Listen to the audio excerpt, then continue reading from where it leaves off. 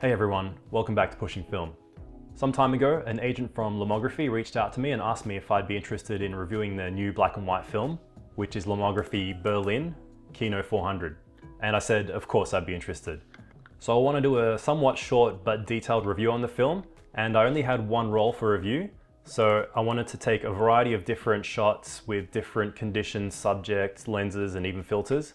So I chose to load the film up in my trusty Nikon FE, because it's a really versatile camera with a great light meter, and I have a few different lenses for this camera, including a 28mm wide angle, 40mm Voigtlander, and a 58mm Voigtlander f1.4.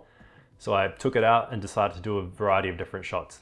So I loaded up the camera and decided to firstly take it for some general purpose outdoor shooting. And before I go into too much detail about the technical specs of the film or the background, let's have a look at some shots.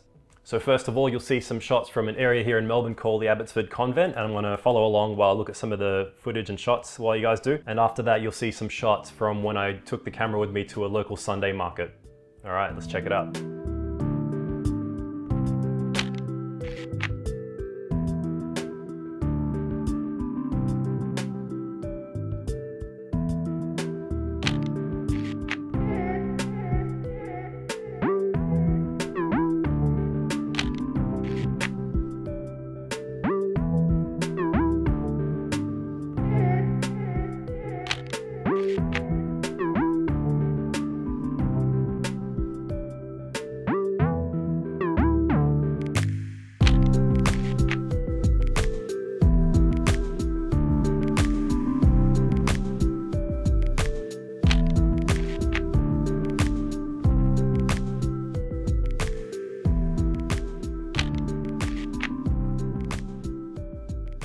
Alright, so we can already see from those few shots that the film has a really nice character. It's not too contrasty. I'd say it has sort of a low to mid-level contrast, and it's got a really interesting grain character. And to give you guys a bit of a background on Berlin Kino film, from what I've researched, it's actually a re-rolled cinema film from a company called Orwo, based in East Germany. So they were a subsidiary of Agfa from way back in the day, and they're still actually alive and kicking, manufacturing film for 8mm 16 and 35mm stock. So I believe that's what's being used by Lomography in this 35mm stock, which explains why it's actually so versatile with that good latitude and sort of old school grain character. But let's jump back and have a look at some more shots. The next thing I did was take the camera with me to the beach and take a couple of shots there towards golden hour under cloudy conditions. So I sort of tested the lower light capability, and you can see from these shots that the film still handled that situation quite well, but that little bit of increased grain in the shadows because it was pushing the limitations of my lens and shutter speed. And from that bouquet of native plants that Sarah made up out by the beach, I got the idea to use them for a little bit of a portrait session. So I hooked the FE using a sync cable up to my Elinchrom studio lights and set up a white backdrop and just did a few shots just for fun. And under studio lighting, the film still performed really well, and you can see that there's really good latitude there. The highlights didn't blow out. And then I also decided to do a couple of shots with natural lighting, which is where this film really excelled. I love the way this shot looks with the natural light by the window. And I think this film lends itself quite well to portraiture, especially if you like that vintage black and white look. So following that, I decided to do some shots under low light around the house and what I guess you'd call still life of a record player. And I really like how these shots came out under low light. It has that really nice, dark, characteristic, moody look that you get from other films that I've seen, such as Rolly Retro, and while still holding up quite well with shadow detail. So judging from these shots, I wouldn't hesitate to push the film if I really wanted to, and what Lomo states is that it can be pushed up to about 3200 with no problem. And again, I only had one roll, so I didn't have an opportunity to try pushing the film, but from what I've seen, I wouldn't be afraid to give it a try. Alright, so next up I wanted to take the camera out and do some long exposures. I wanted to see how well this film would perform using different color filters, and as you can see here, I've got an orange filter. So I tried that as well as a red filter with some of these long exposures out at one of my favorite spots to shoot at, which is a local yacht club. So I stacked a 10-stop ND filter, a red filter, and also a grad ND for this shot here, and the following one except without the red filter.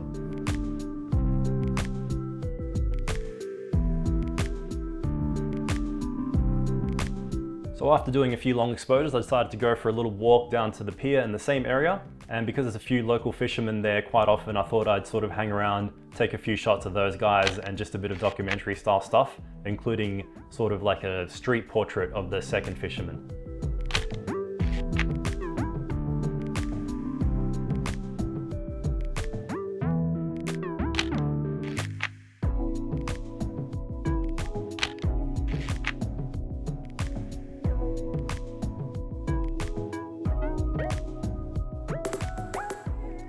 And while walking back to head home, I ran into a guy who looked like he was recording sound, and I had a good chat to him, and he explained to me that he's actually a professional sound recordist and he builds libraries of sounds, including what he was doing that day, which was recording sounds of water.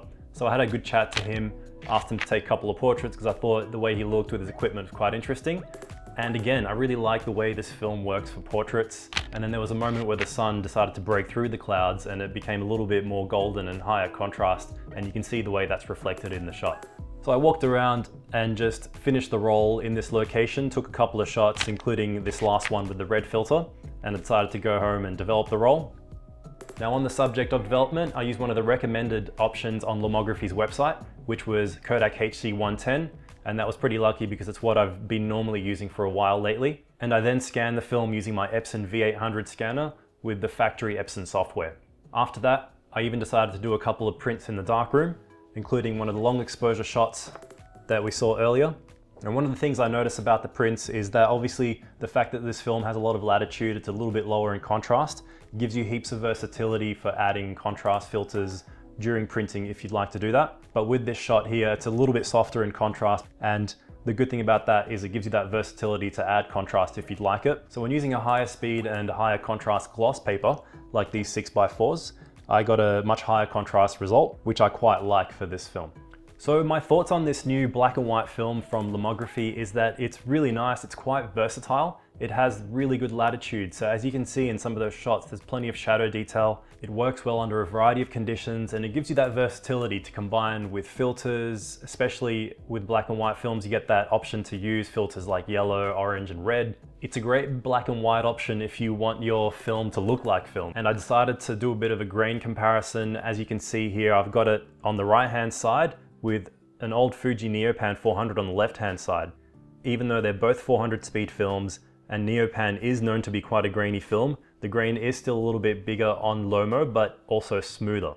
And in the next shot here, you see I've compared it to Ilford HP5 pushed to 1600. Again, Ilford's on the left-hand side, and you can see that the grain is a little bit bigger on the Berlin film, but it's a bit tighter and rougher on the Ilford HP5. In terms of the general look and tonality of the film, I probably would compare it quite closely to HP5 in my eyes. It's a bit similar to that. And in terms of cinema films, I guess the next thing you could compare it to was Kodak's Eastman XX, which also has that sort of vintage look with the larger grain character. So don't be afraid to try this new film from Lomo. I really liked it. I'm looking forward to trying it under a few different conditions, using it for more portraiture perhaps. And if you don't necessarily need that really sharp look from your film like you get from some T-grain films like T-Max and Delta, I definitely recommend trying this if you want that more of a smooth and mellow look. But yeah, I'm really glad I got to do a review for Lomography on this new Berlin 400 speed film. And I'd like to thank Irina from Lomography over in Austria. We've already communicated about doing future collaborations. I'd be really happy to do more reviews on Lomography stuff, so I hope you guys have the opportunity to look forward to that. And I've also expressed interest in supporting my future workshops, which I mentioned in the last video, by the possibility of providing some materials to use in those workshops. So thanks for watching this review on Lomography's Berlin 400 film, and I'll see you on the next episode of Pushing Film. Thanks guys.